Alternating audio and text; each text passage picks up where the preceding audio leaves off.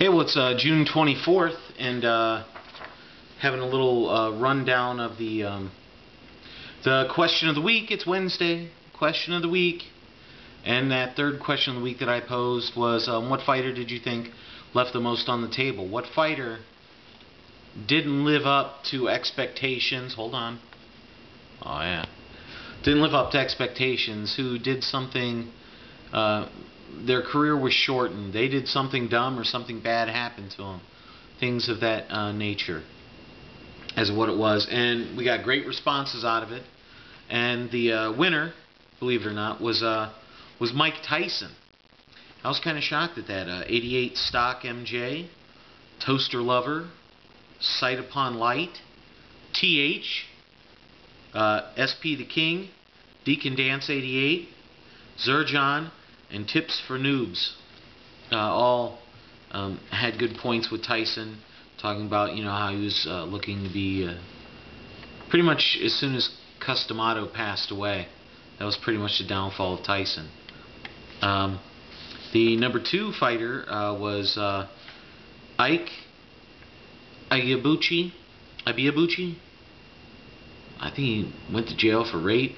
He was like a badass, total badass. And that was Voice for Vendetta, Southern Sniper 84, Radojevic, Bunce 101, Lionel Hutzer, ADP 023, and Corey Pearson. And some of the comments on that, Bunce 101, got to roll with Ike Iabuchi. I think of, just think of what could have been. Nobody destroyed Chris Bird like that again.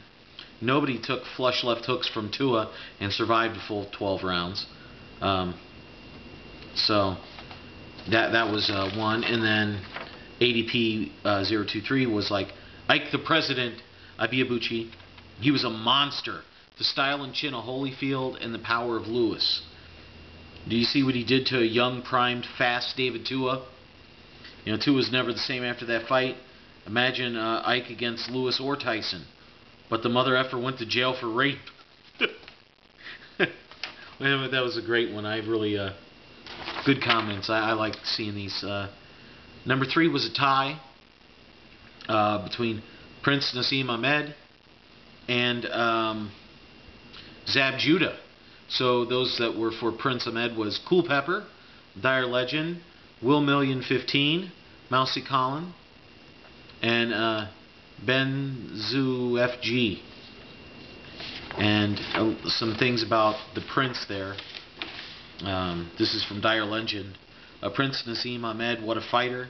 He was knocking everyone over. Got completely outthought by Barrera, but let's face it, we know that wasn't the Prince in the ring that night. Yeah, maybe so. Anyone argues differently should see his fight after the Barrera loss. Struggled badly. Had the talent to go as an all-time great.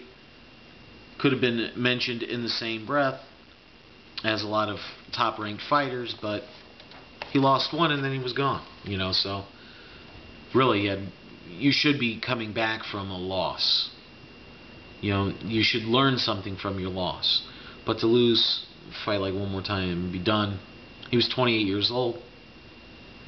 There's no excuse for it unless he had like some serious injuries that nobody really knew about. Cool Pepper for Ahmed was all the arrogance, charisma, and attitude he had, and walked away from the sport not long after his first loss, aged just 28. So, that's a big one there. Zab Judah, who came in, he also had Will Million 15. He's pretty much on. The Kid 2189, Kamul, Broidovich, and Ashy Knuckles 1. Ashy Knuckles can post, and they're highly intelligent posts, very well thought out, very well written, and you go through and you look at them. I think he named 46 fighters in this for people that didn't. And I'm like, whoa! I was like, who met your who actually achieved, who actually lived up to their potential? Because he's got a lot of information. Ashy Knuckles. Yeah, that's a knowledgeable dude right there. But the kid 2189, he writes, in my eyes, it had to be Zab Judah.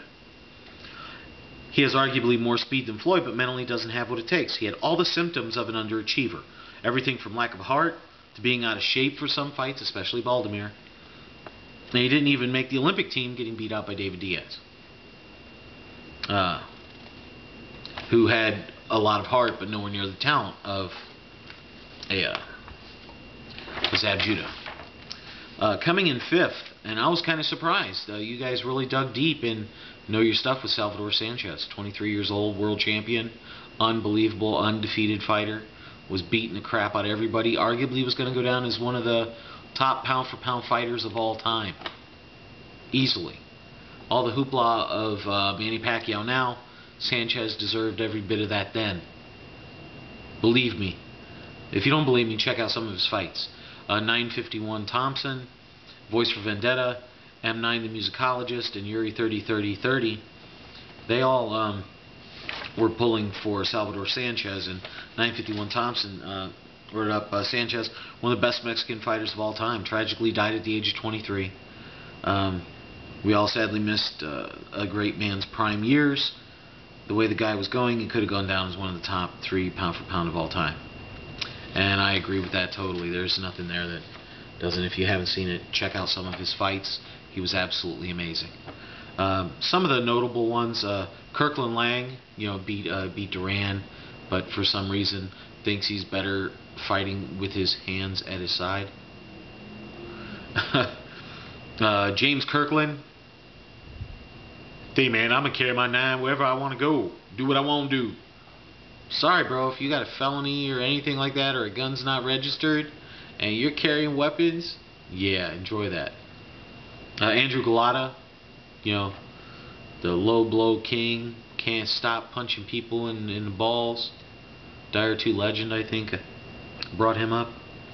Riddick Bowe, David Tua, Tommy Morrison, Aaron Pryor. Man, if he could have stayed off some stuff, you know what I mean? If Aaron could have kept away from some things, he might have been all right. And Jensen of Mull, I wanted to throw this out there. He came across with something that was really cool. He even talked about Joe Frazier suffered a really bad eye injury when he was sparring early in his career. So he basically, all those great fights that he fought with one eye.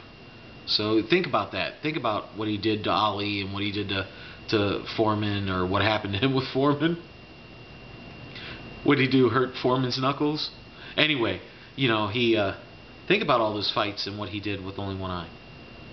Again, great stuff from everybody, and I love this question of the week thing. I think it's going really well. The Scarecrow, he's got a lot of 6s in his name, brought up a BJ Penn for MMA people out there, and if he would just get in shape and stay in shape, that would be awesome. But he doesn't do that. He has all the potential in the world, but he's a little bit lazy. So that brings us to the question of the week 4. We've went over trainers. We went over fights you wanted to see, rematches. We've went over who do you think left the most on the table.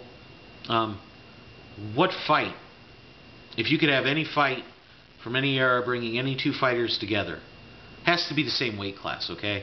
I don't want to hear, Manny Pacquiao fighting, Rocky Marciano. That doesn't make sense, It's got to be the same weight class, okay? But what fight would you most like to see? Okay? Little thing to think about there. A fight I'd most want to see would be, in their primes, Rocky Marciano against Muhammad Ali. That's for me. That's a fight I think that really needed to happen. They computer generated it, which they did in Rocky Balboa, which is a fantastic fantastic movie. So that's mine. So let me know yours, and give me a little background as to why. Okay? All right. Well, this is the Bigragu. I'm out.